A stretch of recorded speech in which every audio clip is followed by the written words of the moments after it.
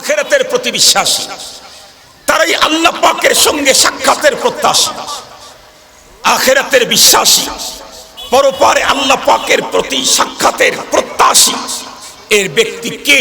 এটা কেমনে বুঝবেন? এটা বোঝা যাবে হলো যেই মানুষটা তার জীবনের প্রতিটি ক্ষেত্রে মডেল মানবে মুহাম্মাদুর রাসূলুল্লাহ সাল্লাল্লাহু আলাইহি ওয়াসাল্লামকে, সেই হলো সেই পরপারের বিশ্বাসী, সেই হলো আল্লাহ পাকের সাথে সাক্ষাতের প্রত্যাশী, সেই হলো নাম্বার ওয়ান মুসলমান। সুতরাং আমার দেশের কোন নেতা যদি বক্তব্য দিতে গিয়ে বলে তোমরা তো আলিফ বা তাসা পড়েছো আঘাতপ্রাপ্ত হয়ে পেটন খেয়ে, আমি তো আলিফ বা তাসা জিম শিখেছি পেটন ছাড়াই নিজের ঘরে বসে, তোমার চাইতে আমি বড় মুসলিম, বলবো তোমার এই বক্তব্য কখনো সঠিক না, শিক্ষিত মানুষের বক্তব্য না, চরম মূর্খ গন্ড মূর্খের বক্তব্য এটি হতে পারে। তুমি শাইখুল হাদিসের চাইতে বড় ইমানদার হওয়ার দাবি করছো, তোমার রব কি বলেছেন? তোমার রব কি বলেছেন? শাইখুল হাদিস আর মুফতির বক্তব্য একটু পরে রাখলাম, রবের বক্তব্য কি? রব তো বলেছেন লাকাদ কানা লাকুম ফি রাসূলিল্লাহি উসওয়াতুন হাসানাহ লিমান কানা ইয়ারজুল্লাহ ওয়াল ইয়াউমাল আখির ওয়া যাকারাল্লাহ কাসীরা। নবী আলাইহিস সালাম तमाम পৃথিবীর সকল ওই সমস্ত মানুষের জন্য মডেল যারা পরপারকে বিশ্বাস করে। আসসালামু আলাইকুম ওয়া রাহমাতুল্লাহি ওয়া বারাকাতুহু।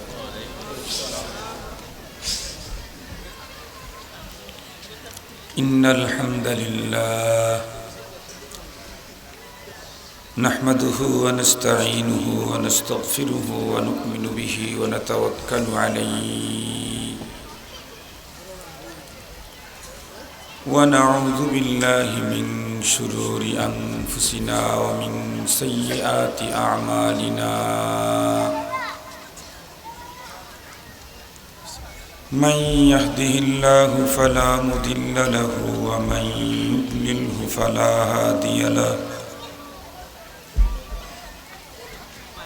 ونشهد أن لا إله إلا الله وحده لا شريك له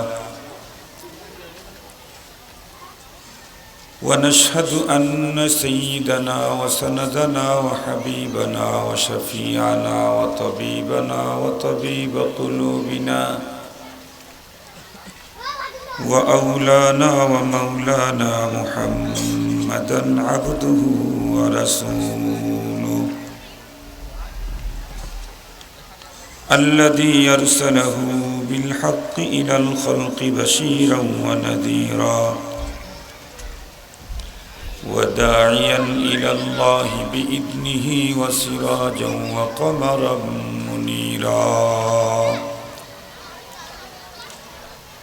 أما بعد فأعوذ بالله من الشيطان الرجيم بسم الله الرحمن الرحيم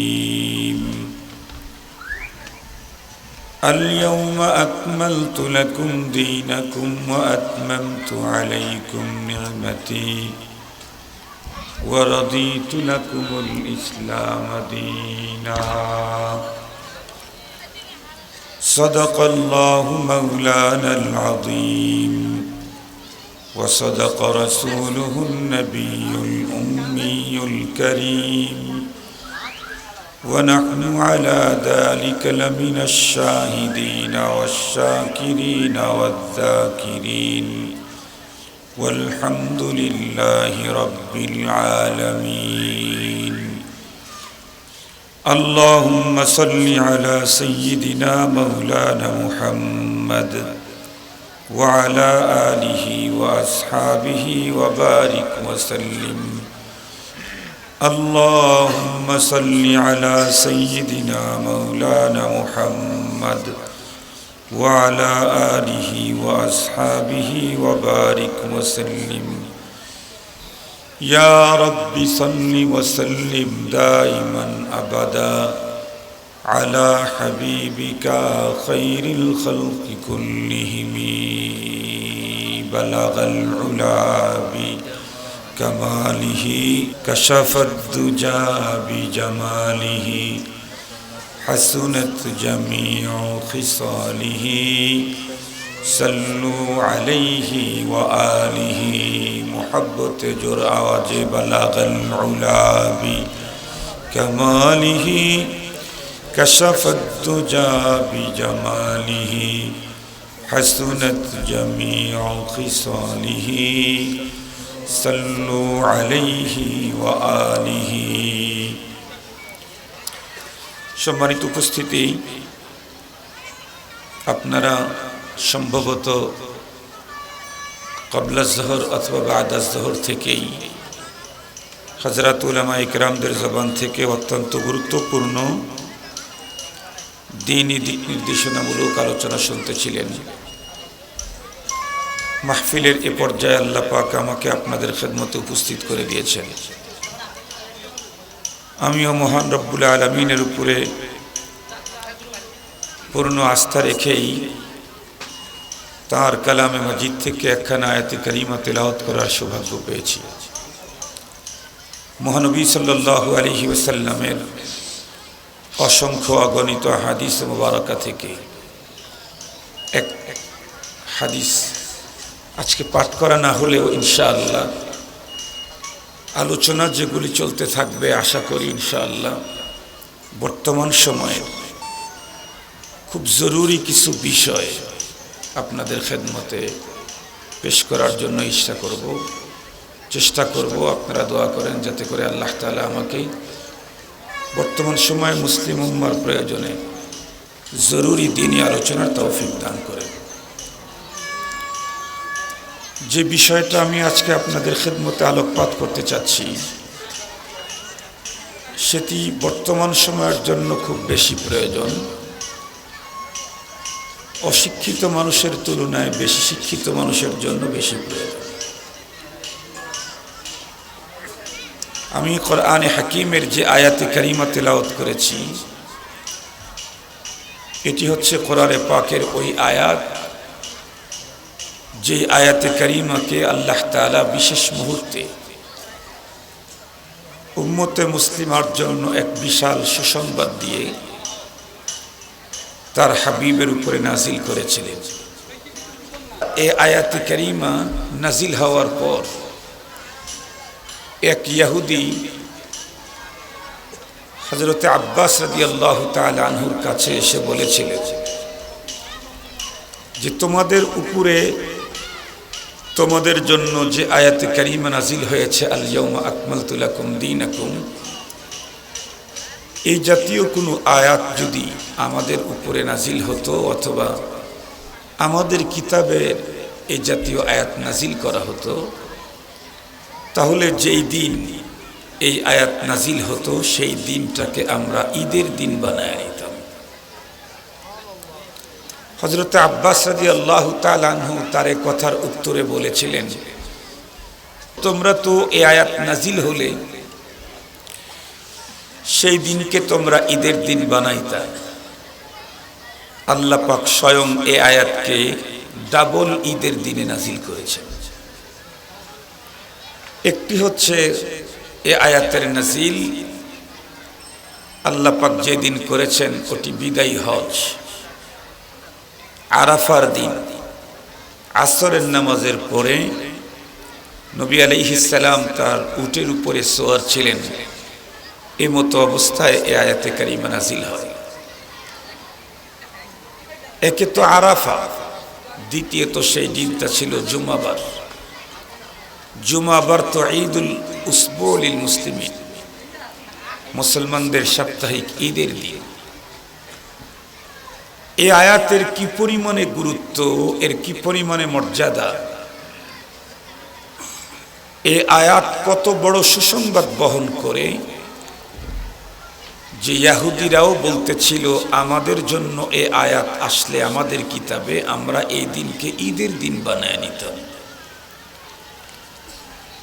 এই আয়াতে কারিমাতে আল্লাহ পাক রব্বুল আলামিন এমন কি ঘোষণা দিলেন যে ঘোষণার কারণে ইহুদিরা আফসোস করতেছিল এবং বলতেছিল এই আয়াত পেলে আমরা এই কাজটা করতাম। কোরআনে কারীমের এই আয়াতে কারীমাতে আল্লাহ তাআলা স্পষ্ট ঘোষণা করে দিলেন, আল ইয়াউম আকমালতু লাকুম দীনাকুম ওয়া আতমামতু আলাইকুম নি'মাতি ওয়া রাদিতু লাকুমুল ইসলাম দীনা।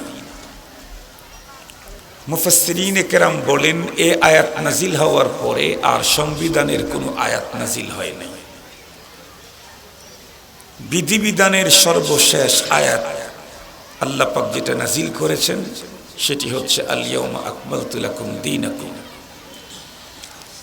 আয়াতে কারীমাতে মহান রব্বুল আলামিন ঘোষণা করলেন, আজকের এই দিনে, আরাফার দিন, জুমাবার, বাদাল আসর, আল্লাহ পাকের পক্ষ থেকে ঘোষণা, আজকের এই দিনে আকমালতু লাকুম, পরিপূর্ণ করে দিলাম তোমাদের জন্য, দীনাকুম, তোমাদের দিনকে, ওয়া আতমামতু আলাইকুম নি'মাতি, আর পূর্ণতা দিলাম তোমাদের জন্য, তোমাদের উপরে আমি আমার নেয়ামতকে, ওয়া রাদিতু লাকুমুল ইসলাম দীনা, আর দিন ইসলামকে তোমাদের জন্য মনোনীত করলাম। এটি হচ্ছে তেলাওয়াতকৃত আয়াতে কারীমার সরল তর্জমা। আমি এখান থেকে শুধু একটা কথা আপনাদের খেদমতে পেশ করব, কিন্তু কথাগুলি হবে অত্যন্ত দামি, এজন্য গুরুত্বের সাথে শুনতে হবে। আমরা প্রায় প্রত্যেক মানুষই জানি, আমাদের দেশে এবং বিদেশে অধিকাংশ শিক্ষিত মুসলমানদের মুখে একটা স্লোগান আমরা শুনতে পাই, সেটি হচ্ছে আমাদের ইসলামকে নিয়ে। তারা বলে, Islam is complete code of life. ইসলাম হলো পূর্ণাঙ্গ জীবন বিধান। অশিক্ষিত মানুষেরা যদিও ইংরেজিতে বলতে পারে না, কিন্তু তাদের আকীদা বিশ্বাস হলো ইসলাম পূর্ণাঙ্গ জীবন বিধান।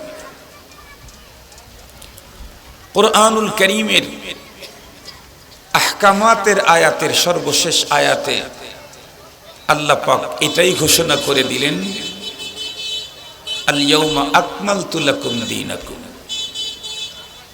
ইসলাম is complete code of life. আজকের দিনে আমি তোমাদের জন্য দিনটাকে পরিপূর্ণ করে দিলাম, কমপ্লিট করে দিলাম। খুব ভালো করে বুঝবেন, আমাদের দেশের যেই সমস্ত মানুষগুলি তারা তাদের জবানে এ কথা উচ্চারণ করে, Islam is complete code of life, তাদের ভিতরে আমরা লক্ষ্য করতেছি মুখে মুখে এ শব্দের স্লোগান দিলেও বাস্তবে তারা এর বাস্তবতাকে মেনে নিতে পারতেছে না। কারণ হলো, বাস্তবতা তারা মানতে পারতেছে না। এটা আমরা বুঝলাম কেমনে? আমরা বুঝলাম হলো, এই দুনিয়াতে প্রতিটি মানুষের জন্মের শুরু থেকে মৃত্যুর পর পর্যন্ত জীবনের যত দিক আছে, যত সাইড আছে, যত অপশন আছে, যত ফাংশন আছে, সমস্ত অপশন, ফাংশন, দিক এবং সাইডে ইসলাম যদি তার স্পষ্ট নীতিমালা দিতে সক্ষম হয়, তাহলে ইসলামকে কমপ্লিট কোড অফ লাইফ বলা যাবে। মানুষের জীবনের কোনো একটা দিক, সেখানে ইসলাম যদি স্পষ্ট নীতিমালা না দিয়ে থাকে, তাহলে ইসলামকে কমপ্লিট কোড অফ লাইফ বলার কোনো সুযোগ নেই।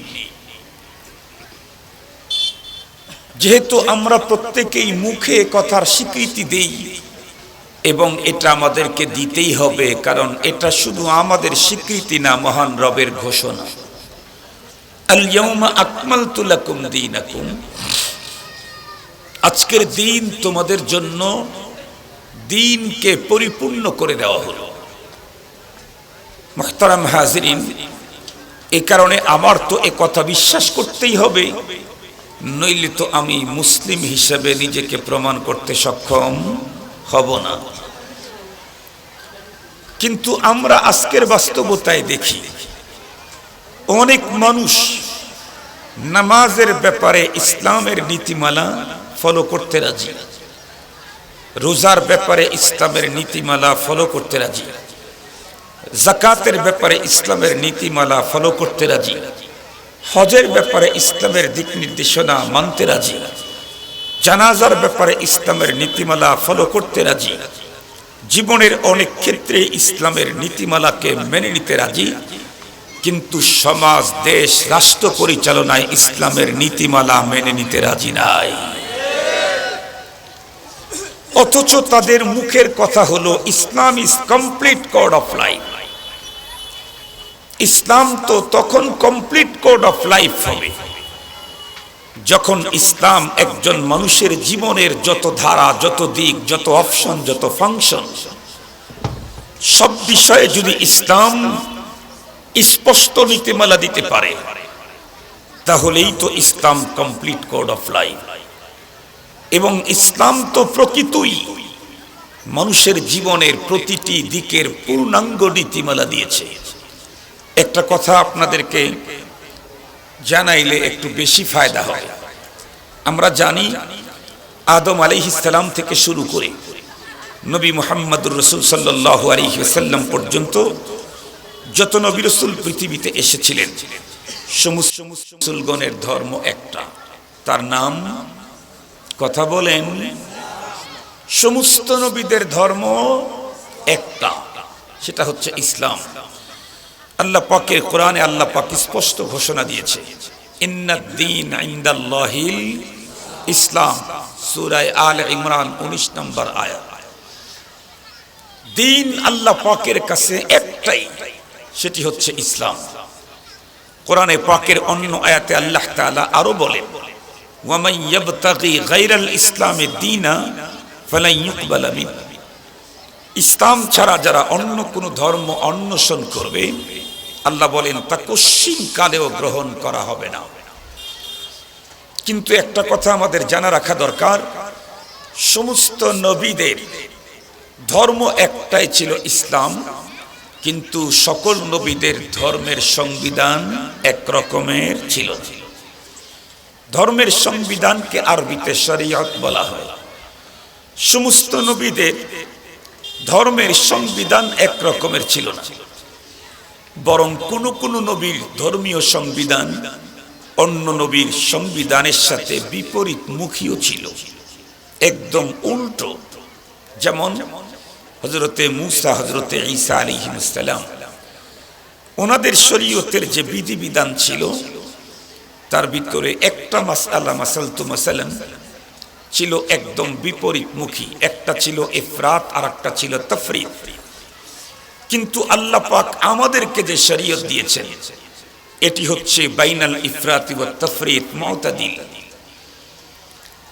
যেমন হযরত এক পয়গম্বরের সময় যার শরীয়তের বিধান ছিল, কারো কাপড়ে নাপাক লেগে গেলে এটা কিয়ামত পর্যন্ত ধুয়ে পরিষ্কার করার কোনো সিস্টেম, পবিত্র করার সিস্টেম নাই, এটাকে কেটে ফেলতে হবে। আর এক পয়গম্বরের শরীয়তে একদম বিপরীতমুখী বিধান, কারো কাপড়ে নাপাক লাগলে এটা ধোবারও প্রয়োজন নাই, ওই অবস্থাতেই সকল দিনই কাজ সে করতে পারবে। একটা ছিল অতি বাড়াবাড়ি আর একটা ছিল অতি ছাড়াছাড়ি। আল্লাহ পাক আমাদেরকে দিয়েছেন বাইনাল ইফরাতি ওয়াত তাফরিদ। এই নাপাক নিয়েও দিনই কাজ, নামাজ, সালাত এগুলি আদায় করতে পারবো না, আবার কেটেও ফেলতে হবে না, বরং পরিষ্কার পবিত্র করতে পারলেই কাজ চলে যাবে। এই জন্য বলা হয় সকল নবীদের শরীয়ত আর দ্বীন ছিল পূর্ণ, কামেল। কিন্তু আমাদেরকে আল্লাহ পাক যেটা দিয়েছেন এটা কামেল না, এটা আকমাল, পরিপূর্ণ। পৃথিবীর কোন নবীকে আল্লাহ পাক অপূর্ণ দ্বীন দেন নাই, অপূর্ণ শরীয়ত দেন নাই, সকলকেই দিয়েছিলেন পূর্ণ। কিন্তু আমাদেরকে দিয়েছেন যেটা, এটা পূর্ণ না পরিপূর্ণ? পরিপূর্ণ। আমাদের যেহেতু পরিপূর্ণ দ্বীন, আল ইয়াউমা আকমালতু লাকুম দীনাকুম, সঙ্গত কারণেই আমাদের শরীয়তের পরে আর কোন শরীয়ত আমদানির সুযোগ নেই। কারণ পূর্ণতার পরেও পরিপূর্ণতার একটা অপশন থাকে, কিন্তু পরিপূর্ণতার পরে পূর্ণতার আর কোনো অপশন থাকে না। সঙ্গত কারণেই আমাদের শরীয়তের পরে আর কোনো শরীয়ত আমদানির সুযোগ, আমাদের নবীর পরে আর কোনো নবী আগমনের সুযোগ, আমাদের কিতাবের পরে আরো কোনো কিতাব আসার সুযোগ। এ কারণেই তো तमाम পৃথিবীর সকল উলামায়ে কেরামের মুত্তাফাক আলাই ফতোয়া, কাফের কাফের কাদিয়ানি কাফের। तमाम পৃথিবীর সমস্ত উলামায়ে কেরামের মুত্তাফাক আলাই ফতোয়া, কাফের কাফের কাদিয়ানি কাফের। কেন? কারণ আল্লাহ পাক বিদায়ী হজে আসরের নামাজের পরে জুমাবার আরাফার ময়দানে যে আয়াতে কারিমা নাযিল করেছেন, আল ইয়াউমা আকমালতু লাকুম দীনাকুম, আজকের দিন আমি তোমাদের জন্য দিনকে পরিপূর্ণতা দিলাম। পরিপূর্ণতার পরে আর পূর্ণতার কোনো অপশন থাকে না। সঙ্গত কারণে কোরআনে পাকের পরে আর কোনো কিতাব আসার সম্ভাবনা নাই, মুহাম্মদুর রাসূলুল্লাহর পরে আর কোনো নবী আসার সম্ভাবনা নেই। এ কারণেই কাদিয়ানি যখন নতুন নবুয়তের দাবি করলো, সে নিশ্চিত কাফের। সে কোনো ধর্মের আমদানি করলে সেই ধর্ম নিশ্চিত বাতিল। শুধু কাদিয়ানি না, কিয়ামত পর্যন্ত নতুন কোন ধর্ম, নতুন কোন শরীয়ত, নতুন কোন পয়গম্বর, নতুন কোন কিতাব আসার সম্ভাবনা কিঞ্চিত মাত্রাও আর বাকি রইল না। বিষয়টা আপনাদের স্পষ্টভাবে অন্তরের ভিতরে বসাইতে হবে। এখন আসেন, প্রকৃতই কি আমাদের Islam is complete code of life? আমাদের দিন কি প্রকৃতই পরিপূর্ণ? কোন একটা সাইটও কি তার অপূর্ণতা নেই? জি, কোরআন আমাদের দিন সদফিসাদ মিয়া মিয়া 100 পরিপূর্ণ। কোন একটা সাইডে অপূর্ণতা, সংকীর্ণতা, অভাব এ জাতীয় কোনো কিচ্ছু এ পর্যন্ত কেউ প্রমাণ করতে পারে নাই, কিয়ামত পর্যন্ত কেউ প্রমাণ করতে পারবে না। আমাদের শরীয়ত, আমাদের দিন যে পরিপূর্ণ, কমপ্লিট কোড অফ লাইফ, এই বিষয়টা আপনাদেরকে একটু একটু আঁচ করে দেওয়ার জন্য, একটু টাচ লাগানোর জন্য আমি শুধুমাত্র কেবলমাত্র মানুষের জীবনের 2 থেকে 3টা দিক উল্লেখ করে শরীয়ত সেখানে আমাদেরকে স্পষ্ট কি নীতিমালা দিয়েছেন এগুলি আপনাদের খেদমতে আমি পেশ করতে চাই। এটার দ্বারাই বুঝবেন যে আমাদের ইসলাম কমপ্লিট কোড অফ লাইফ, পূর্ণাঙ্গ জীবন বিধান। এমন কোন সাইট, এমন কোন অপশন, ফাংশন নাই যেখানে ইসলাম আমার জীবন চলতে একটা ফাংশন, অথচ আমাকে ইসলাম নীতিমালা দেয় নাই, এমন কিচ্ছু নেই। মুহতারাম হাজিরিন, আমি আপনাদেরকে জিজ্ঞেস করি, আপনারা বলেন, এই পৃথিবীতে যত মানুষ এসেছিল, আছে, আগামীতে আসবে, প্রতিটি মানুষ দুনিয়াতে থাকতে অবশ্যই কখনো তার আনন্দ, কখনো দুঃখ, কখনো বেদনা, কখনো সুখ লাগবে না? লাগবে না? পৃথিবীতে একটা পিস মানুষ কি দেখাইতে পারবেন যে তার জীবনে শুধুই আনন্দই ছিল, কখনো দুঃখ লাগে নাই? দেখাইতে পারবেন কি? না। পৃথিবীতে একটা পিস মানুষ কি দেখাইতে পারবেন যার জীবনে শুধুই দুঃখ ছিল, কোনোদিন সুখ পায় নাই? এমন কি দেখাইতে পারবেন? না। কেন পারবেন না? কারণ পৃথিবী হলো সুখ দুঃখের মিলন মেলা। পৃথিবী সুখ দুঃখের মিলন মেলা। কেউ যদি চায় আমি আমার জীবনে শুধুই সুখ করব, দুঃখ আমাকে টাচ করতে পারবে না, তাহলে তাকে পৃথিবী ছেড়ে জান্নাতের এরিয়ায় ঢুকতে হবে। এই সিস্টেম জান্নাতের এরিয়াতে, দুনিয়াতে নাই।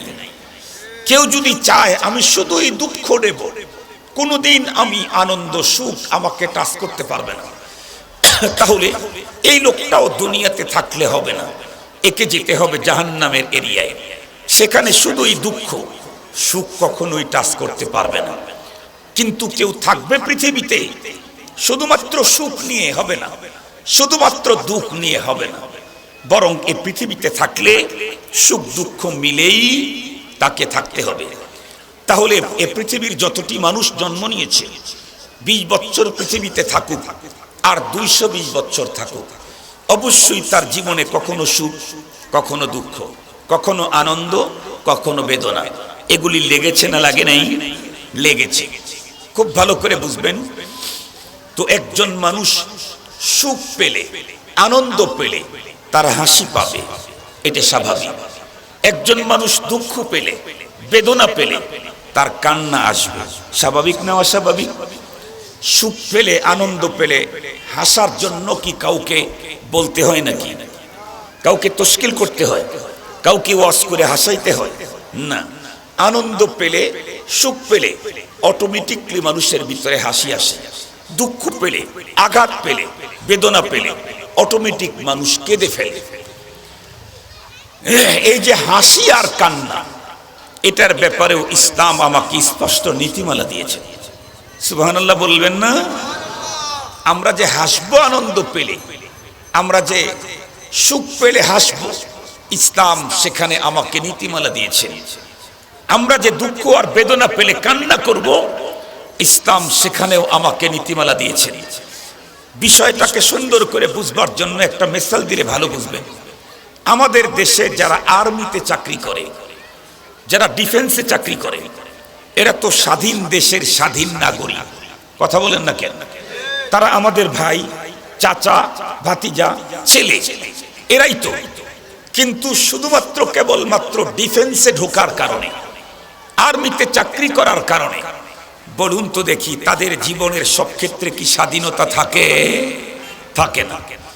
এমন কি তারা চুল কাটবে, চুল কাটাতেও তাদের স্বাধীনতা নেই। চুল কাটার ডিজাইন ইচ্ছা করলে নেইমার কাটিং, ইচ্ছা করলে মেসি কাটিং, এটা দেওয়ার অধিকার কোনো ডিফেন্সের লোকের নেই। সে যেহেতু আর্মি পার্সন, এজন্য তার চুল কাটাতে আর্মি ডিজাইনে চুল কাটতে হবে, আর্মি কাটিং দিতে হবে। খুব ভালো করে বুঝবেন, সে কিন্তু স্বাধীন দেশের স্বাধীন নাগরিক। শুধুই আর্মিতে চাকরি করার কারণে আমার মতো যখন তখন অল টাইম যেমন খুশি তেমন পোশাক পরার অনুমতি নেই। মুহতারাম হাজরিন, খুব ভালো করে বুঝবেন, পোশাকের কালার চয়েসের অনুমতি নেই, প্রিন্ট চয়েসের অনুমতি নেই। সবগুলির নিয়ন্ত্রণ করবে কে? তার কোম্পানি, তার সে যেই ডিপার্টমেন্টে চাকরি করে সেই ডিপার্টমেন্ট।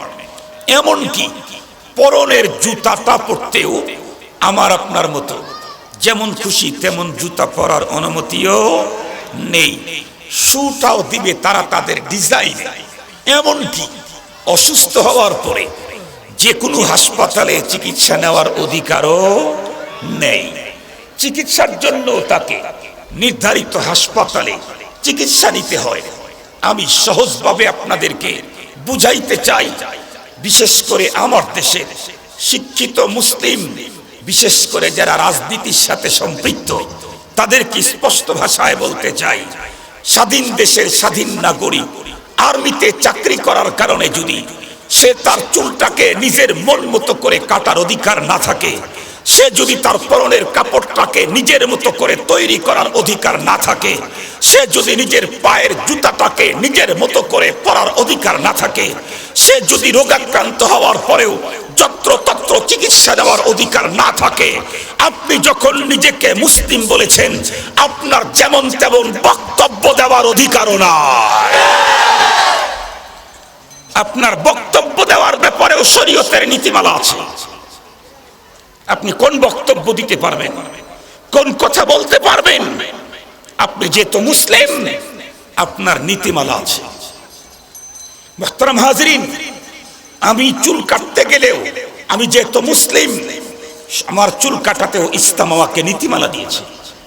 আমি পথ চলতে গেলে, আমি যখন হাঁটতে যাব, আমি যেহেতু মুসলিম, ইসলাম আমাকে নীতিমালা দিয়েছে।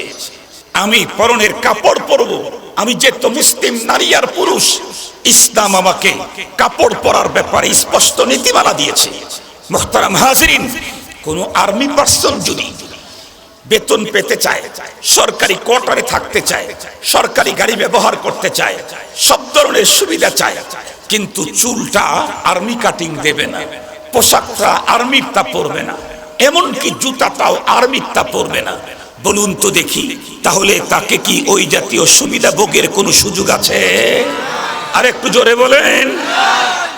তাহলে যেই মুসলিম নিজেকে মুসলিমের পরিচয় দেয় কিন্তু জীবনের অধিকাংশ ক্ষেত্রে ইসলামের নীতিমালা মানে না, তাকেও ইসলাম মুসলিম হিসাবে সুবিধা ভোগের কোনো অধিকার থাকে না। মুহতারাম হাজিরিন, কথাগুলো একটু দিল দিয়ে বুঝবেন। আমাদের আজকের সম্মেলনটা শানের সালত সম্মেলন, শানের সালত সম্মেলন। মুহাম্মদুর রাসূল সাল্লাল্লাহু আলাইহি ওয়াসাল্লামকে আল্লাহ পাক এই পৃথিবীতে এমনি পাঠান নাই, তার শান আর মান কি, মুহাম্মদুর রাসূলুল্লাহর শান কি, আল্লাহ পাকের কোরআনে স্পষ্ট আল্লাহ পাক বলে দিয়েছেন, লাকাদ কানা লাকুম ফি রাসূলিল্লাহি উসওয়াতুন হাসানাহ। কার জন্য? লিমান কানা ইয়ারজুল্লাহ ওয়াল ইয়াউমাল আখির ওয়া যাকারাল্লাহ কাসীরা। আমি সহজ তর্জমা বলি, যেটা দরকার অতটুকুন বলতেছি।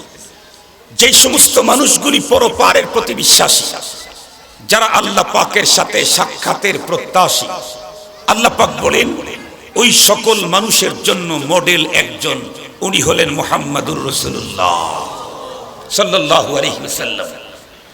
আমার রাসূল কাদের মডেল?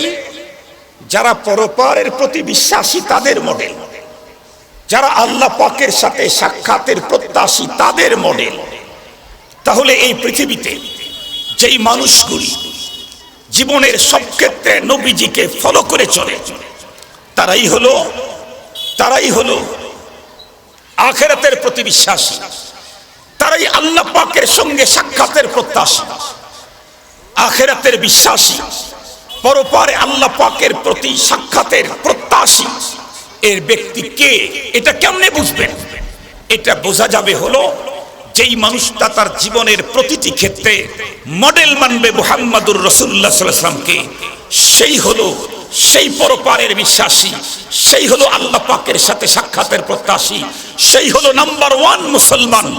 সুতরাং আমার দেশের কোন নেতা যদি বক্তব্য দিতে গিয়ে বলে, তোমরা তো আলিফ বা তাসা পড়েছো আঘাতপ্রাপ্ত হয়ে পেটন খেয়ে, আমি তো আলিফ বা তাসা জিম শিখেছি পেটন ছাড়াই নিজের ঘরে বসে, তোমার চাইতে আমি বড় মুসলিম, বলবো তোমার এই বক্তব্য কখনো সঠিক না, শিক্ষিত মানুষের বক্তব্য না, চরম মূর্খ গন্ড মূর্খের বক্তব্য এটি হতে পারে। তুমি শাইখুল হাদিসের চাইতে বড় ইমানদার হওয়ার দাবি করছো, তোমার রব কি বলেছেন? তোমার রব কি বলেছেন? শাইখুল হাদিস আর মুফতির বক্তব্য একটু পরে রাখলাম, রবের বক্তব্য কি? রব তো বলেছেন লাকাদ কানা লাকুম ফি রাসূলিল্লাহি উসওয়াতুন হাসানাহ লিমান কানা ইয়ারজুল্লাহ ওয়াল ইয়াউমাল আখির ওয়া যাকারাল্লাহ কাসীরা। নবী আলাইহিস সালাম तमाम পৃথিবীর সকল ওই সমস্ত মানুষের জন্য মডেল, যারা পরপারকে বিশ্বাস করে, যারা আল্লাহ পাকের সাথে সাক্ষাতের প্রত্যাশা রাখে, তাদের মডেল নবী মুহাম্মদ রাসূল সাল্লাল্লাহু আলাইহি ওয়াসাল্লাম। তুমি তোমার চেহারার দিকেই চেয়ে দেখো, তুমি কি তোমাকে নবীর মডেলে সাজাইতে পেরেছো? যদি না পেরে থাকো তাহলে তুমি বড় মুসলিম বলে দাবি করার কোনো অধিকার নাই। যে যত বেশি নিজেকে পয়গম্বরী মডেলে সাজাইতে পারবে সেই তত বড় মুসলমান। যে ইসলামের বিধিবিধান নীতিমালা যত কম মানতে পারবে ইসলামের মধ্যে তার মর্যাদা ততই। কথা বলেন না কেন? কথা বলেন না কেন? তাহলে আসেন, আপনারা তো ঘরে বসেই ইসলাম শিখেছেন, আমরা তো পেটন খেয়ে শিখেছি, এজন্যই তো পার্থক্য। আপনারা আলিফ বা তা সা কোরআন শরীফ খতম করেই মনে করতেছেন নাম্বার ওয়ান মুসলমান, আর আমরা এত কিছু করার পরেও নিজেদেরকে অত বড় মুসলমানের দাবি করার সাহস করি না। মুহতারাম হাজিরিন, খুব ভালো করে বুঝবেন, অল্প সময়ে কথা বলবো। তাহলে আমাদের রাসূলকে আল্লাহ পাক আমাদের জন্য মডেল ঘোষণা করেছেন। পৃথিবীর কোনো তারকা, পৃথিবীর অন্য দেশের কোনো নেতা, কোনো রাজনৈতিক ব্যক্তি, কোনো সাংস্কৃতিক ম্যান এটি কোনো মুসলমানের মডেল হতে পারে না। মুসলমানদের মডেল কে? কথা বলেন না কেন? মুসলমানদের মডেল কে? আমাদের নবী মুহাম্মদুর রাসূলুল্লাহ সাল্লাল্লাহু আলাইহি ওয়াসাল্লাম। তো হাসার ব্যাপারে ইসলাম কি বলেছে, কাঁদার ব্যাপারে ইসলামের নীতিমালা কি, এটাই আজকে আপনাদেরকে শুনাই। আমাদের নবী যেহেতু আমাদের জন্য মডেল, তো নবীজির জীবনের দিকে তাকাই দেখি। নবী আলাইহিস সালাম টোটাল হায়াত দুনিয়াতে পেয়েছিলেন 63 বছর, কবলান নবুয়া 40 বছর, বাদান নবুয়া 23 বছর। কিন্তু আশ্চর্য কথা হলো আমার রাসূল যিনি কিয়ামত পর্যন্ত আনেওয়ালা মুসলমানদের মডেল, সেই নবীজি কবলান নবুয়া বাদান নবুয়া 63 বছর জীবনে ওয়ান টাইম একবারও কখনো অট্টহাসি দেননি, একবারও অট্টহাসি দেননি। তাফসীরের কিতাবে লিখেছে হাসাহাসি, মানুষ যে হাসে 3 প্রকারের হাসে, যেহেক, তাবাসসুম, কাহকাহা। একটা হলো অট্টহাসি, আর একটা হলো মুস্কি হাসি, আর একটা এটার মাঝামাঝি যেহেক, যে হাসিতে দাঁত বের হবে, আওয়াজ অত বেশি হবে না, যেহেক। 3 প্রকারের হাসির মধ্যে আমার রাসূল যিনি আমার মডেল, কার মডেল? যারা আল্লাহর সাথে সাক্ষাতের প্রত্যাশা রাখে তার মডেল, যারা আখিরাতকে বিশ্বাস করে তার মডেল। সেই নবী মুহাম্মদুর রাসূল সাল্লাল্লাহু আলাইহি ওয়াসাল্লাম জীবনে ওয়ান টাইম একবারও অট্টহাসি দেন নাই। আমাদের কি কন্ডিশন? আমরা নিজেরা পুরুষেরা তো অট্টহাসি দেই, এমনকি বর্তমান সময়ের মুসলিম নারীরাও অট্টহাসিতে পুরুষের চাইতে পিছিয়ে নাই, বরং আরো ফাস্ট মনে হয়। কথা বলেন না কেন? আপনাদের অঞ্চলে কম থাকতে পারে, অন্য অঞ্চলের কথা বলছি। এখন তো দেখবেন রাস্তার যে কোনো টার্নিং পয়েন্টে আসরের পরে মানুষের গ্যাদারিং থাকে, যে কোনো উঁচু ব্রিজ সেখানে মানুষের গ্যাদারিং, এমনকি বাসের ভিতরে, ট্রেনের ভিতরে, এয়ারপোর্টে, টার্মিনালে, সব জায়গাতে নারী আর পুরুষের প্রায় সেম সেম বিচরণ। কথা বলেন না কেন? প্রায় সেম সেম বিচরণ। আমি লক্ষ্য করে দেখেছি বর্তমান সময় ইউনিভার্সিটি কলেজ পড়ুয়া 10 জন যুবক এক জায়গায় থাকলে সেইখানে হাসিটা যে মাত্রায় হয় তার চাইতে কোনো অংশে কম হয় না যদি ইউনিভার্সিটি কলেজ পড়ুয়া 3 জন মুসলিম নারীও এক জায়গায় থাকে। এত উচ্চ হাসি তারা দেয়। আজকে মুসলিম নারীরা অট্টহাসি দেয়, অথচ অট্টহাসি কি পরিমাণে সিরিয়াস আপনারা ফিকহি একটা মাসআলার দিকে লক্ষ্য করলেই বুঝবেন। কোন মুসল্লি নামাজরত অবস্থায় যদি অট্টহাসি দেয় তাহলে কি তার নামাজ? কথা বলেন না কেন? নামাজের কোনো ক্ষতি হয় না তো? ক্ষতি হয়? কি হয়? নামাজ ভেঙ্গে যায়, নষ্ট হয়ে যায়। শুধু কি নামাজই ভাঙ্গে না, আরো কিছু হয়? কথা বলেন। ওযুও ভাঙ্গে, নামাজের আগেরটাও ভাঙ্গে। আগে ওযু পরে নামাজ, নাকি পরে নামাজ পরে ওযু আগে নামাজ? আগে ওযু পরে নামাজ। অট্টহাসি দিলে নামাজই শুধু ভাঙ্গে না, ওযুও ভাঙ্গে। তাহলে এই হাসিটা কি পরিমাণ সিরিয়াস, যার কারণে ওযুই ভেঙ্গে যায়। এই জাতীয় হাসি আমার রাসূল জীবনে একদিনও দেন নাই, একবারও দেন নাই। মুসলমান আনন্দ পেলে হাসবে, কিন্তু তুমি যেহেতু মুসলিম অন্যদের মতো অট্টহাসিতে মেতে উঠতে পারো না। আমার রাসূল ম্যাক্সিমাম সময় যেই হাসিটা হাসতেন সেটা হচ্ছে তাবাসসুম। নবীজির এক সাহাবী বর্ণনা করেন, আমার জীবনে নবীজির সাথে যতবার সাক্ষাৎ হয়েছে, সালাম মুসাফা হয়েছে, আমি নবীজিকে কখনো মুস্কি হাসি ছাড়া দেখতে পাই নাই। সুবহানাল্লাহ বললেন না? আমরা যে সালাম দেব, সালাম দেওয়া একটা সুন্নত, মুস্কি হাসি দেওয়া আর একটা সুন্নত। প্রতিবার যতবার সালাম দেব মুস্তাফাহা করব, মুস্কি হাসি দিয়ে সালাম মুসাফা করব। রাজি আছি ইনশাআল্লাহ? এটা আমাদের রাসূল আমাদেরকে শিখাইছেন। হ্যাঁ, নবীজিও কখনো কখনো একটু বেশি হাসতেন। বেশি বলতে এই যেহেক তাবাসসুমের চাইতে একটু বড় ধরনের হাসি দিতেন, কিন্তু সেটার সীমানা ছিল যেহেক। দাঁত মোবারক বের হতো নবীজির ওই হাসিতে। কোন কোন দাঁত বের হয়েছে এটাও হাদিস পাকের মধ্যে সাহাবায়ে কেরাম স্পষ্ট বর্ণনা করেছেন। রুবাইয়াত শুধু না আজরাস নওয়াজিস, কোনটা কোনটা বের হয়েছে এটাও হাদিস পাকের মধ্যে আসে। এজন্য অল্প আওয়াজে দাঁত বের করে কখনো কখনো হাসি দেওয়ার অনুমতি আছে, কিন্তু অট্ট হাসি দেওয়ার অনুমতি শরীয়তে নেই। মুহতারাম হাজিরিন, হাসির ব্যাপারে শরীয়ত আমাকে ফর্মুলা দিল। দুনিয়াতে 3 প্রকারের হাসা, কিন্তু মুসলমানদের জন্য 2টার অনুমতি, আর একটার অনুমতি নেই। দুঃখ পেলে কাঁদবেন, কাদার ব্যাপারেও শরীয়ত আমাকে নীতিমালা দিয়েছেন, স্পষ্ট নীতিমালা। এখানেও আমি আমার মতো কান্না করতে পারবো না, কারণ আমি মুসলিম। যেমন আর্মি তার নিজের মতো চুল কাটতে পারে নাই, কারণ সে আর্মি। আমিও আমার মতো করে কান্না করতে পারবো না, কারণ আমি মুসলিম। আমার কান্নাটা হতে হবে ইসলামের ডিজাইনে, ইসলামের অনুমোদিত পন্থায়। এই বিষয়টা আপনাদের খেদমতে বুঝাবার জন্য একটা হাদিস পেশ করলে আপনারা বুঝে ফেলবেন। 2টা হাদিস বলতে হবে।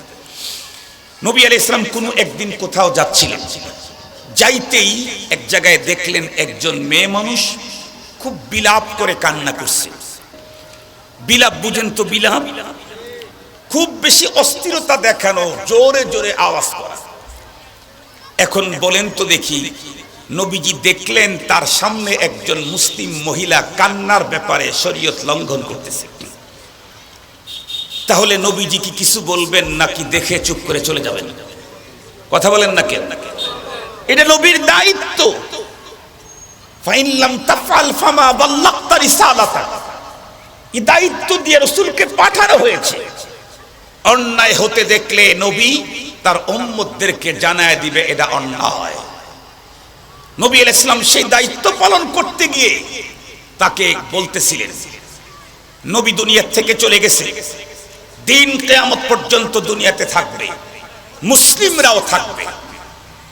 তো কিয়ামত পর্যন্ত যদি কোনো মুসলমান তার কোনো কাজ ধর্ম বিরোধী করতে থাকে, তখন তাদেরকে কে সজাগ করবে? একটু জোরে বলেন। নবী নাই, নায়েবে নবী থাকবে কিয়ামত পর্যন্ত। নবী নাই, নায়েবে নবী থাকবে কিয়ামত পর্যন্ত।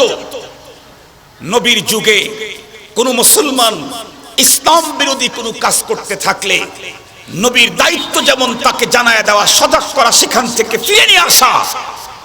নায়েবে নবীর যুগে কোন মুসলমান ইসলাম বিরোধী কোন কাজ করতে থাকলে নায়েবে নবীর জিম্মাদারি হলো জাতিকে এই ব্যাপারে স্পষ্ট ফর্মুলা জানায় দেওয়া। কোন আলেম যদি এই কাজটা না করে চুপ করে বসে থাকে, তাহলে সে নায়েবে নবী হওয়ার অধিকার রাখে না। আজকে উলামায়ে কেরাম ধর্ম বিরোধী কাজ করতে গেলেই উলামায়ে কেরাম আওয়াজ করে, উলামায়ে কেরাম কথা বলে। একদল বলে মোল্লারা এত চিল্লায় কেন? আরে মিয়া, মোল্লা তো চিল্লাবেই, এটা মোল্লার দায়িত্ব। বিগত হোম কোয়ারেন্টাইন চলতেছিল আমাদের দেশে, লকডাউনের টাইমে অনেকেই তো হোম কোয়ারেন্টাইনে ঢুকে গেছে। তো আমি তো ঢাকার একটা কেন্দ্রীয় মসজিদে জুমার নামাজ পড়াই। আমি অবশ্য কখনো হোম কোয়ারেন্টাইন তো দূরের কথা, আমি লকডাউনেই ছিলাম না। আমি একাই গাড়ি চালায় ঢাকাতে, সিরাজগঞ্জ থেকে ঢাকায় এসে জুমার নামাজ পড়াইতাম। অনেকে আমাকে ফোন দিয়ে বলে, হুজুর লকডাউনে আছেন তো মনে হয়। আমি বলতাম না, আমি লকডাউনে নাই, সবাই লকডাউনে, আমি আপডাউনে। কারণ আমি ঢাকায় যাওয়া আসা করতেছি, তো আমি তো লকডাউনে নাই, আমি আপডাউনে আছি। তো একদিন আমি গাড়ি চালায় আসতেছি, আমার গাড়িতে আরো এক দুজন প্যাসেঞ্জার আছে, আমি ড্রাইভার। গুলশান টু আমেরিকান এম্বাসির পাশে আসলে প্রশাসনের লোকেরা, পুলিশ আমাকে সিগন্যাল দিল।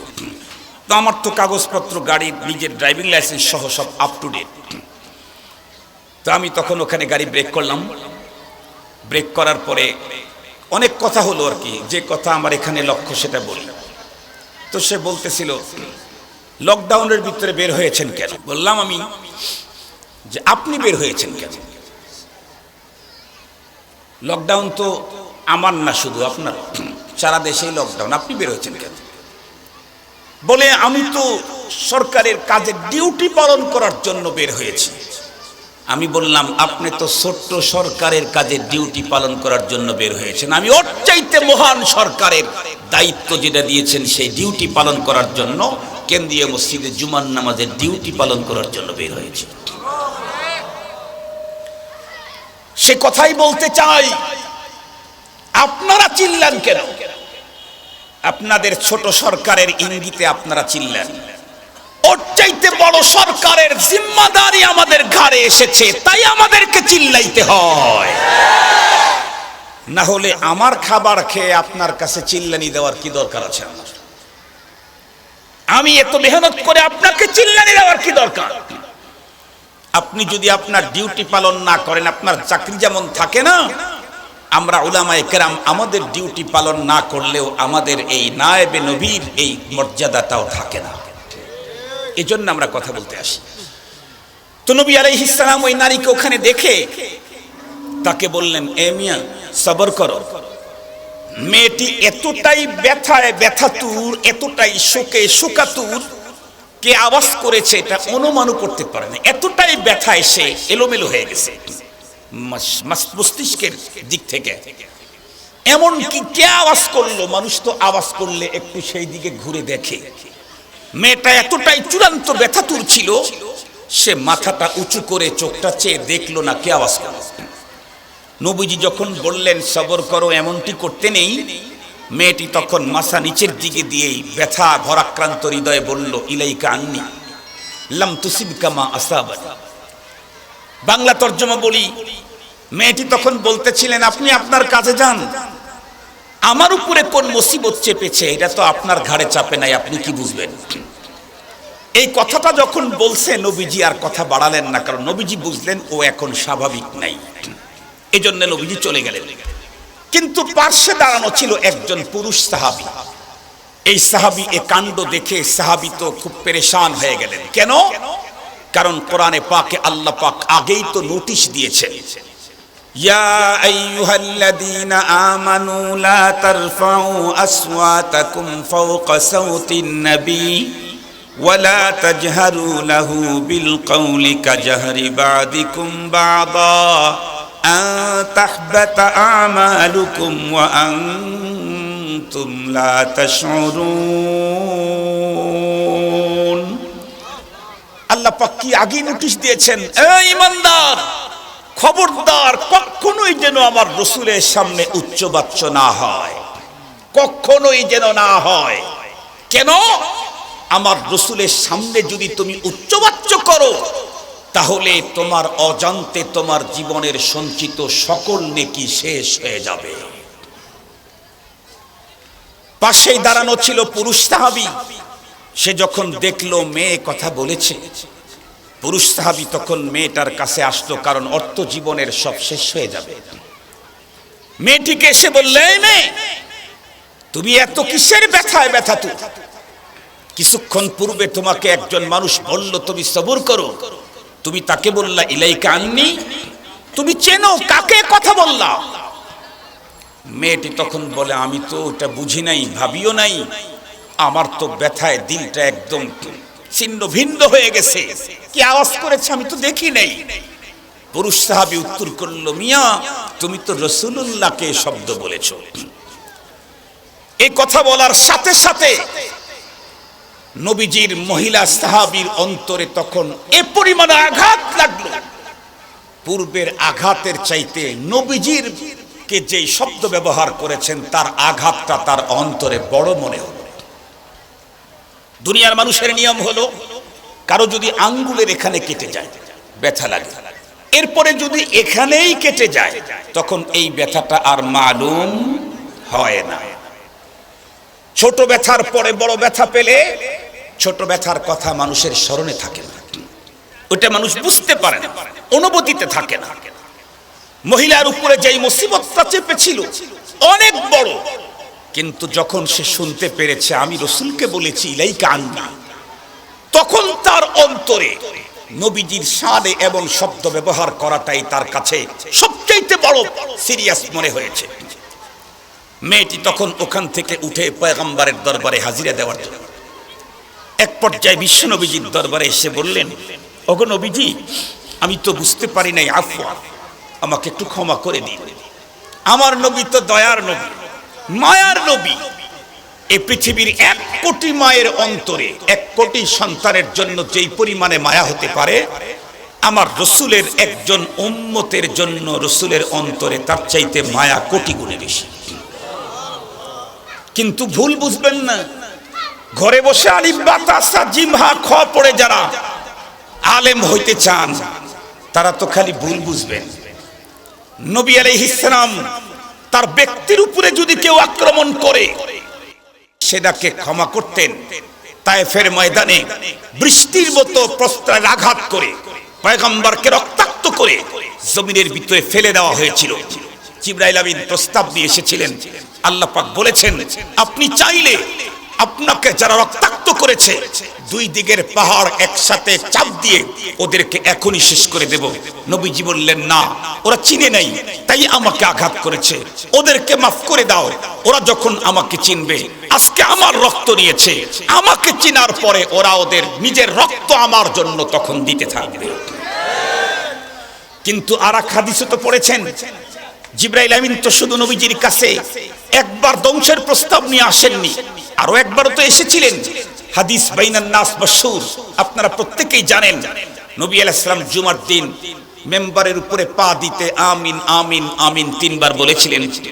নবীজিকে জিজ্ঞেস করা হলে নবীজি একবারের কথা বললেন, আমি যখন পা দিতে যাচ্ছি আতানি জিবরাইল, আমার কাছে জিবরাইল আসলো, আমাকে প্রস্তাব দিল, ওগো নবীজি আপনার ওই সমস্ত উম্মতগুলি ধ্বংস হোক, নিপাত যাক, কিয়ামত পর্যন্ত ওই জাতীয় উম্মত নিপাত যাক যারা রমজানের মতো মাস পেল অথচ জীবনের গুনাহ মাপ নিতে পারল না। আজকে কিন্তু নবীজি জিবরাইলের ধ্বংসের এই প্রস্তাবটাকে ফিরাইয়া দেন নাই, নবীজি সাপোর্ট করেছেন, আমিন বলেছেন। কি বোঝা গেল? নবীজির ব্যক্তির উপরে আক্রমণ করলে নবীজি তাকে ক্ষমা করে দিতেন, কিন্তু দ্বীনের উপরে কেউ আক্রমণ করলে নবীজি তাকে কোশ্চিন কালেও ক্ষমা করেন নাই। আমরা নায়েবে নবী স্পষ্ট ভাষা বলতে চাই, আমাদের সম্পদের ক্ষতি করলে ক্ষমা করা যেতে পারে, আপোষ করা যেতে পারে। সন্তানের ক্ষতি করলে আপোষ করা যেতে পারে, সম্মানের ক্ষতি করলে আপোষ করা যেতে পারে। আল্লাহর ধর্মের ক্ষতি করতে যেও না, আপোষ করতে পারি না, পারবো না।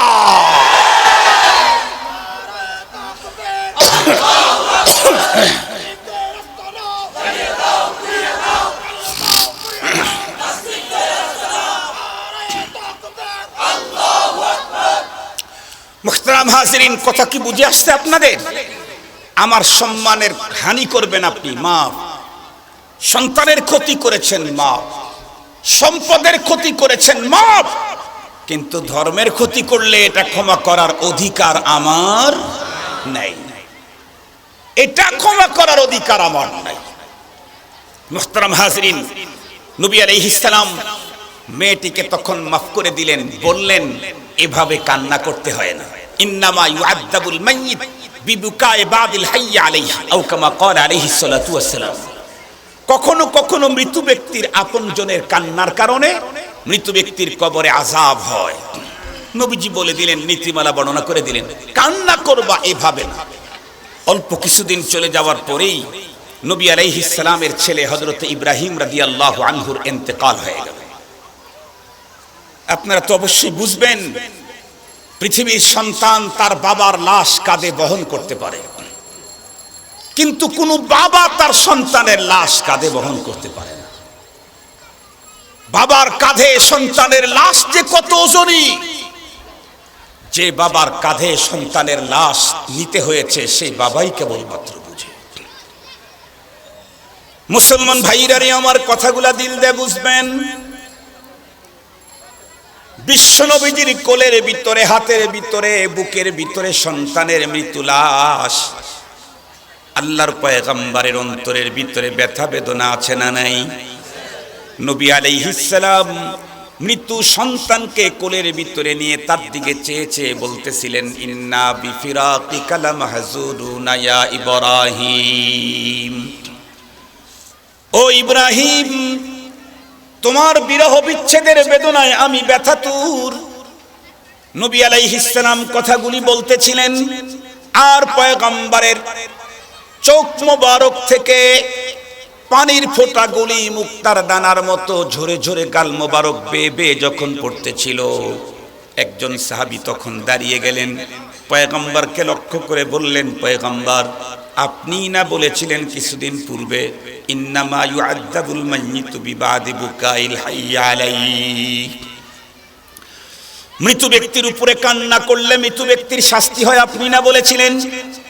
আজকে আবার আপনার চোখে কান্নার পানি দেখি কেন? রহমতে আলম সাল্লাল্লাহু আলাইহি ওয়াসাল্লাম তখন কান্নার ব্যাপারে স্পষ্ট নীতিমালা বর্ণনা করে দিলেন। নবীজি বললেন, ইন্নামা ইউআদ্দাবু বিহাদা লা বিহাদা, ইন্নামা হাদিহি আমারাতুর রাহমা, আও কামা ক্বালা আলাইহিস সালাতু ওয়াস সালাম। কান্নার ব্যাপারে শরীয়তের নীতিমালা বলে দিলেন। বিশ্ব নবীজি ডেকে বললেন, সাহাবী শোনো, মৃত ব্যক্তির আপনজন কান্না করলে মৃত ব্যক্তির কবরে আযাব হয়। সেটা হলো ওই কান্না, যেই কান্না জবান অত্যন্ত বড় বড় দরাজ আওয়াজ করে করে আল্লাহ পাকের শানে অযাচিত শব্দ কখনো কখনো ব্যবহার করে, জমিনের ভিতরে একদম লুটে পড়ে, বুকের উপরে জোরে জোরে মারে। এই জাতীয় বিলাপ করে কান্না করলে সেই ক্ষেত্রে মৃত ব্যক্তির কান্নার কারণে তার আপনজনের, বন্ধুরা আমার, আপনজনের কান্নার কারণে মৃত ব্যক্তির কবরে আযাব হয়। পক্ষান্তরে তোমার কোনো আপনজন পৃথিবী ছেড়ে যদি চলে যায় আর এই কারণে তোমার অন্তরে আঘাত লেগে চোখ থেকে যদি পানির ফোঁটা পড়ে, এইটা কোনো দোষের কিছু না, বরং এটা হলো অত্যন্ত বড় একটা গুণের পরিচয়। সেটা হলো তোমার আব্বার ইন্তেকালের পরে তোমার অন্তরে যদি আঘাত লেগে চোখের পানি ঝরায়, তাহলে বোঝা যাবে তোমার আব্বার প্রতি তোমার দুর্বলতা, ভালোবাসার মহব্বত।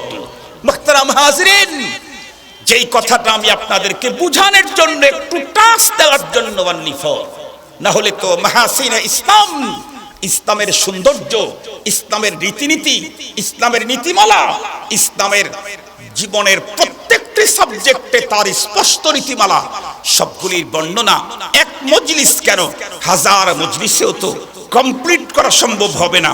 আমি শুধুমাত্র কেবলমাত্র আপনাদের অন্তরে একটা কথা ঢুকায় দিতে চাচ্ছি। Islam is complete code of life. আল ইয়াউমা আকমালতু লাকুম দীনাকুম ওয়া আতমামতু আলাইকুম নি'মাতি ওয়া রাদিতু লাকুমুল ইসলাম দীনা। আমি তো মুসলিম, আমি দাবি করি মুসলিম। দাবিতে কখনো দাবি করলেই কোনো জিনিসের মালিকানা পাওয়া যায় না, দাবির উপরে তার প্রমাণ দেখাইতে হয়। আমি মুসলিম দাবি করলেই হবে না, মুসলিমের দাবির উপরে তার প্রমাণ দেখাইতে হবে। আমার ইসলাম আমাকে জীবনের প্রতিটা ক্ষেত্রে যেহেতু কমপ্লিট সুন্দর দিক নির্দেশনা দিয়েছেন, আমি তখন মুসলিম যখন আমার জীবনকে ইসলামী ফর্মুলায় কাটাইতে পারবো। একটু জোরে বলেন না ঠিক? ঠিক বলার ভাবে মনে হয়েছে, এখনো আপনাদের অন্তরে ঢোকে নাই। আমাদের দেশের মানুষ তো মনে করে ইসলাম মানে নামাজ, ইসলাম মানে রোজা, ইসলাম মানে হজ, ইসলাম মানে যাকাত, ইসলাম মানে টুপি, ইসলাম মানে দাড়ি, ইসলাম মানে লম্বা জামা, ইসলাম মানে হজ, ইসলাম মানে ওয়াজ, ইসলাম মানে তাহাজ্জুদ, ইসলাম মানে কোরআন তেলাওয়াত, ইসলাম মানে তাবলীগ, ইসলাম মানে ইসলামী আন্দোলন। কেউ কেউ তো মনে করে তাও ওটাও ইসলাম না। ইসলাম মানে হলো হাতের ভিতরে তসবিহ, খানকা, পীর মুরিদি, এটা হলো ইসলাম। মুহতারাম হাজিরিন, ইসলাম মানে যে অর্থনীতি, ইসলাম মানে যে সমাজনীতি, ইসলাম মানে যে রাষ্ট্রনীতি, এটা আমার দেশের অনেক শিক্ষিত মুসলমান মেনে নিতে রাজি না। আমাকে একজন বলতেছিল যে বাংলাদেশে সন্ত্রাসীরাও আলেমদেরকে শ্রদ্ধা করত, চাঁদাবাজরাও আলেমদেরকে শ্রদ্ধা করত, রোড ডাকাত তাও আলেমদেরকে শ্রদ্ধা করত, ভাঙখোর, গাঞ্জাখোর, হিরোইনখোর এরাও আলেমদেরকে শ্রদ্ধা করত। এখন তো দেখতেছি ভালো ভালো জায়গা থেকে আলেমদের বিরুদ্ধে নিষেধাজ্ঞা করা হচ্ছে। উনি একজন অনেক বড় মাপের মানুষ, আমার সামনে বক্তব্য দিচ্ছিলেন। আমি তো ওনার বক্তব্যের ভিতরের তর্জমাটাও বুঝেছি। লিকুল্লি শাইইন যাহারুন ওয়া বাতান। আমার রাসূল তো বলেছেন লিকুল্লি শাইইন যাহার ওয়া বাতান। আমি তার জাহিরি তর্জমাও বুঝেছি, বাতিনি তর্জমাও বুঝেছি। আমি তখন ওনাকে বললাম, হুজুর আপনি তো আমার চাইতে অনেক অনেক অনেক বড় হুজুর, আপনি আমার চাইতে। আমি শুধু একটা কথা আপনাকে বলতে চাই, কি বলে মানুষ, এদেশের মানুষ আমাদেরকে মুহাব্বত করত, সম্মান করত, ইজ্জত করত, হাদিয়া দিত, ভক্তি করত, অনেক কিছু করত। এখন অনেকেই আলেমদেরকে এগুলি করতে চায় না, নানা রকমের কথা বলে। আপনি মনে করতেছেন যে এটা আমাদের দোষ, এটা আমাদের দোষ না, বরং এতদিন পর্যন্ত আমরা শুধু মাদ্রাসার কথা, মাদ্রাসার এরিয়াতে ছিলাম, মসজিদের এরিয়ায় ছিলাম, খানকার এরিয়াতে ছিলাম। যতদিন পর্যন্ত এই এরিয়ায় ছিলাম ততদিন পর্যন্ত ওনারা আমাদেরকে হাদিয়া দিয়েছেন, মোহাব্বত করেছেন, ভালোবাসা দিয়েছেন। যখন ইসলামকে রাষ্ট্রীয় পর্যায়ে প্রতিষ্ঠার কথা বলা হচ্ছে তখনই ওনাদের মাথা খারাপ হয়ে গেছে।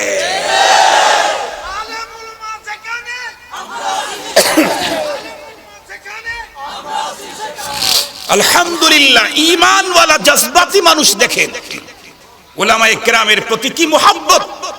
এই বয়সে নিজেকে কন্ট্রোল করতে পারে নাই, উলামায়ে কেরাম যেখানে সেখানকার স্লোগান বের হয়ে গেছে তার মুখ থেকে। আমরা লক্ষ্য করে দেখতেছি, আমরা যে যতই কেউ বলুক যে মাদ্রাসায় তো যারা পড়ে ওরা হলো গবেট, ওরা হলো একদম নিম্নমানের মেধা, যতই বলুক আসলেই আমরা তাদের চাইতে অনেকটাই কম, কারণ তারা তো হালাল হারাম কোনটা বুঝে না, আমরা আবার ওটা একটু বুঝি। মুহতারাম হাজিরিন, তাদের চোখে সব সমান, আমাদের চোখে আবার সবগুলা সমান না। আমরা হালালটা বৈধতা দেখি, অবৈধগুলা আমরা আমাদের জন্য চয়েস করি না, দেখি না। মুহতারাম হাজিরিন, তাদেরকে বলতে চাই, আমরা লক্ষ্য করে দেখেছি দীর্ঘদিন পর্যন্ত বাংলাদেশ রাম আর বামেরা চেষ্টা করেছে যে কোনো মূল্যে সাধারণ মুসলমানদেরকে আলেম থেকে দূরে সরানোর জন্য। বহুদিন হয় চেষ্টা, কিন্তু অনেক চেষ্টা করেও ফলাফল জিরো। এখন ওদের চেষ্টা যত বাড়তেছে, যত আলেম থেকে দূরে সরাবার চেষ্টা করতেছে, ততই আলেম রাস্তায় বের হলেই সাধারণ মানুষের বাদ ভাঙ্গা জোয়ার তাদের পিছনে ছুটতেছে। এখন চিন্তা করছে তাইলে তো আলেম থেকে দূরে সরাবার চেষ্টা করে তো দূরে সরল না, আরো বেশি লেগে গেল, তাহলে কি করা যায়? এজন্য এখন ওরা নিজেরাই আলেম হওয়ার ঘোষণা দিতে চায়। এজন্য কেউ বলে 22 বছরে আমার তাহাজ্জুদের নামাজ কাজা নাই, 22 বছরে তাহাজ্জুদের নামাজ কাজা নাই কেউ বলে। আবার কেউ বলে আমরা তোমার চাইতে বড় মুসলমান, কারণ তুমি তো পেটন খেয়ে পড়েছো, আমরা তো পেটন ছাড়াই আলিফ বা তা সা জিম হা খ পড়েছি। মুহতারাম হাজিরিন, মনে রাখতে হবে ওই সমস্ত বন্ধুদেরকে যারা এই দেশের, কমপক্ষে বাংলাদেশে, স্পষ্ট ভাষায় বলে গেলাম, কতদিন বেঁচে থাকি না থাকি জানি না, তবে সকলের কাছেই বলে গেলাম, কমপক্ষে বাংলাদেশে আপাতত 1 শতাব্দীর মধ্যে মুসলমানদেরকে, আলেমদেরকে বাইপাস করে, মাইনাস করে এদেশের মুসনাদার ক্ষমতার রঙিন স্বপ্ন কারো কোনোদিন পূরণ হতে পারে না, কোনোদিন হবে না। মুসলমান উলামায়ে কেরামকে, দিনদারকে ধর্মের বিরুদ্ধে কোনো কাজ করে কেউ টিকতে পারবে আমার বিশ্বাস হয় না, আমার বিশ্বাস হয় না। তারা যেমন আপনাদের রামবামদের ষড়যন্ত্র বুঝেছে যে তারা আলেমদের থেকে আমাদেরকে সরাইতে চায়, সাধারণ লোক আলেমদের সাথে লেগে গেছে। এখন নিজেরাই আলেম, তাহাজ্জুদ আর বুজুর্গ হওয়ার স্বপ্ন যেটা দেখতেছে, এদেশের মুসলমান তো বোকা না, তারাও বুঝে যে কারা ওযু দিয়া তাহাজ্জুদ পড়ে আর কারা ওযু ছাড়া তাহাজ্জুদ পড়ে, কারা দাঁড়ায়া তাহাজ্জুদ পড়ে আর কারা কম্বলের ভিতরে ঘুমায়া ঘুমায়া তাহাজ্জুদ পড়ে। এদেশের মুসলমান সব বুঝে। এই জন্যে ওই জাতীয় স্বপ্ন দেখে লাভ নাই, বরং আপনাদের জন্য ভালো, আমাদের জন্য ভালো, আপনারা তো আমাদের মুসলিম ভাই, আর আমরা তো মুসলমানদেরকে নিয়ে এই কথা বলি, অমুসলিমদের ব্যাপারে তো বলি না। যত জোরাজোরি করি, আমার ভাই মুসলিম, আপনি যখন বলেছেন মুসলিম, আপনার উপরে আমার অধিকার আছে, তাই আমি কথা বলি। যদি কেউ বলে আমি অমুসলিম, আমি তো তার কাছে যাই না, যদি কখনো যাই জোরাজোরি করি না, তাকে বুঝাইতে পারি, ভালোবাসা দিতে পারি, যাতে আমার চরিত্র দেখে, আখলাক দেখে আমার ধর্মে দীক্ষিত হয়। কিন্তু আপনি যখন মুসলিম ভাই বলেছেন, আপনার উপরে আমার জোরাজোরির অধিকার। এখানে এটা মাদ্রাসা, মাদ্রাসার ফিল ধরে নেন। এখন 3 জায়গায় মারামারি হচ্ছে, 3 জায়গায়, ওইখানে মারামারি, এখানে মারামারি, এখানে মারামারি, ঝগড়া হচ্ছে। ওইখানে যারা, ওই ছেলেটা একটাও মাদ্রাসার না, মহল্লা। এইখানে যারা আছে ওরা একটাও এই প্রতিষ্ঠানের না, আর এক প্রতিষ্ঠানের। এইখানে যারা ঝগড়া করতেছে ওরা এই ছাত্র, এই প্রতিষ্ঠানের। এখন বলেন তো দেখি, ওস্তাদ কি এই 3 গ্রুপের উপরে এখানকার ওস্তাদ একই রকমের কাজ করতে পারবে? কথা বলেন না কেন? ওই দুই গ্রুপকে বেশি থেকে বেশি সুন্দর কথা বলে, ভালো বাবা বাবাজি অমুক তমুক মায়া দিয়ে আদর করে তাদেরকে সরায় দিতে পারে, কিন্তু তাদেরকে আঘাত করার, শাসন করার অধিকার নাই। ওই রকমেরই মারামারি, অর্থাৎ একটু স্লো মারামারি এখানে করেছে, কিন্তু এরা আবার এই মাদ্রাসার ছাত্র। বলুন তো দেখি, ওস্তাদ একে শাসন করার অধিকার আছে না নাই? মুহতারাম এ দোস্ত আমার ভাইয়েরা, আমরা তো সেই কথাই বলি। আপনারা যেহেতু বলেন আমরা মুসলিম, তো আপনারা আমাদের ভাই, একই প্রতিষ্ঠানের, এ কারণে আপনারা দিন ধর্মর উল্টা কোনো কাজ করলে সেখানে তো আমরা একটু শাসন করতে চাবই, এটা আমাদের অধিকার। কিন্তু অন্যরা কেউ খোলা ফিল্টে ঘুরে পোশাক ছাড়া যদি চলে, আমরা তাদের জন্য কখনো শাসন করতে পারবো না, অধিকার আমাদের নাই। হ্যাঁ, তাদেরকে সুন্দর কথা বলে ভালোবাসা দিয়ে তাদেরকে বুঝানোর অধিকার আছে, শাসন করার অধিকার নেই। আমাদেরকে এই ভালোবাসার শাসনটাকে আপনারা যদি ভিন্নভাবে নিতে চান এবং উল্টা আমাদের স্থান দখল করতে চান, তাহলে কিন্তু কাকের জীবন বরণ করতে হবে। কাক কখনো স্বাভাবিক পদ্ধতিতে হাঁটতেই পারে না, ও নাকি কুকিলের হাঁটা শিখতে চেয়েছিল। ও কুকিলের হাঁটাটা নাকি শিখতে চেয়েছিল, নাকি ওর ডাক শিখতে চেয়েছিল। ও স্বাভাবিক পদ্ধতিতে হাঁটতেই পারে না, ওর হাঁটি হলো জাম্পিং করা, লাফানো লাফানো, স্বাভাবিক পদ্ধতিতে হাঁটতেই পারে না। এই জন্য সব হারায়া যাবে। আপনারা আলহামদুলিল্লাহ রাজনৈতিক নেতৃবৃন্দ, মুসলমান, আপনারা আপনাদের ওই জায়গা নিয়েই থাকেন। এমনি আল্লাহ মাহমদ শফির মতো তাহাজ্জুদ গুজারি হওয়ার ঘোষণা দিয়েন না, তাহলে আরো ঝামেলা বেড়ে যাবে। আমি আমার আলোচনাকে আর দীর্ঘায়িত করতে চাই না। একটা বিষয় আপনাদেরকে বুঝাইতে চাইতেছি শুধু, সেটা হলো Islam is complete code of life. আমার দেশের যেই মুসলমান এই কথাগুলি বলে, তাদের তো একটু সময় ভাবলেই হয়, ইসলাম যেহেতু কমপ্লিট কোড অফ লাইফ, যে ইসলাম নামাজের ব্যাপারে নীতিমালা দিয়েছে, রোজার ব্যাপারে নীতিমালা দিয়েছে, হজের ব্যাপারে নীতিমালা দিয়েছে, যে ইসলাম যাকাতের ব্যাপারে নীতিমালা দিয়েছে, সে ইসলাম কি দেশ পরিচালনার নীতিমালা দেয় নাই? সে ইসলাম কি রাষ্ট্রের ব্যাপারে নীতিমালা দেয় নাই? সমাজ পরিচালনার নীতিমালা দেয় নাই? তো আমাদের দেশের অধিকাংশ নেতৃবৃন্দু মুসলমান মাহফিলে আসলে বলে ইসলাম শান্তির ধর্ম। আপনাদের চিটাঙ্গে বলে না, বলে না, সবাই বলে ইসলাম শান্তির ধর্ম। কিন্তু আমার ভাইদেরকে পর্যন্ত বুঝাইতে পারলাম না আমরা যে ইসলাম যে শান্তির ধর্ম, এটা কি ইসলামকে মানলে শান্তি না না মানলে শান্তি? তাম দেশে দুনিয়াতে অনেক জায়গায় ভ্যাকসিন তৈরি হয়েছে, করোনা কোভিড-19 ভ্যাকসিন তৈরি হয়েছে। এই তৈরি হয়েছে এ কথা শুনেই আনন্দ করবেন, নাকি ভ্যাকসিন নিয়ে এসে দিতে পারলে? কথা বলেন না কেন? যদি দিতে না পারি তাইলে তো আর কোনো ফায়দা নাই। ভ্যাকসিন আর আবিষ্কার হয়েছে পৃথিবীতে কোভিড-19, এটাতে তো কোনো আনন্দ নাই। আনন্দ পরিপূর্ণতা কখন? এই ভ্যাকসিন আমার প্রয়োজনে ব্যবহার করতে পারবো যখন। ইসলাম শান্তির ধর্ম, ঠিকই তো বলেছেন, সত্য বলেছেন, কিন্তু এটা মানলে না না মানলে? আর একটু জোরে বলেন। মানলেই তো শান্তি, না মানলে তো অশান্তি। আমরা তো আপনাদেরকে ইসলাম মানার কথাই বলতেছি। আপনারা ইসলাম শান্তির ধর্মের যে স্লোগান দিয়েছেন, সেই শান্তি যাতে ঘরে ঘরে, সমাজে, রাষ্ট্রে, সব জায়গায় বিরাজমান থাকে, এজন্য আমরা আপনাদেরকে ইসলামের ফর্মুলাগুলা বলে দেই, যাতে করে শান্তির ধর্মের ফর্মুলা মেনে আমরা প্রত্যেকে শান্তিতে থাকতে পারি। আর একটু জোরে বলেন না জি। আল্লাহ পাক আমাদের সকলকে আলোচিত কথার উপরে জীবন গড়ার তৌফিক দান করুন। আর একটু জোরে বলবেন না আমি। এমন কি আমরা যে ঘুমাবো, ইসলাম সেখানেও নীতিমালা দিয়েছেন। আমরা যে চুল কাটাবো, সেখানেও ইসলাম নীতিমালা দিয়েছেন। আমরা যে হাঁটি না, মাঝে মাঝে হাঁটি না, হাঁটবো, মাসি, ইসলাম সেখানেও নীতিমালা দিয়েছেন। স্পষ্ট নীতিমালা কোরআনে পাকে আছে। ইবাদুর রহমান আল্লাযীনা ইয়ামশুনা আলাল আরদি হাওনা, নীতিমালা দিলেন চলাফেরা। আল্লাহ পাক আরেক জায়গায় বলেন লা তামশি ফিল আরদি মারাহা ইন্নাকা লান তাখরিকাল আরদ ওয়া লান তাবলুগাল জিবালা তুলা। হাঁটার ব্যাপারে আল্লাহ পাক কোরআনে পাক স্পষ্ট নীতিমালা দিয়েছেন।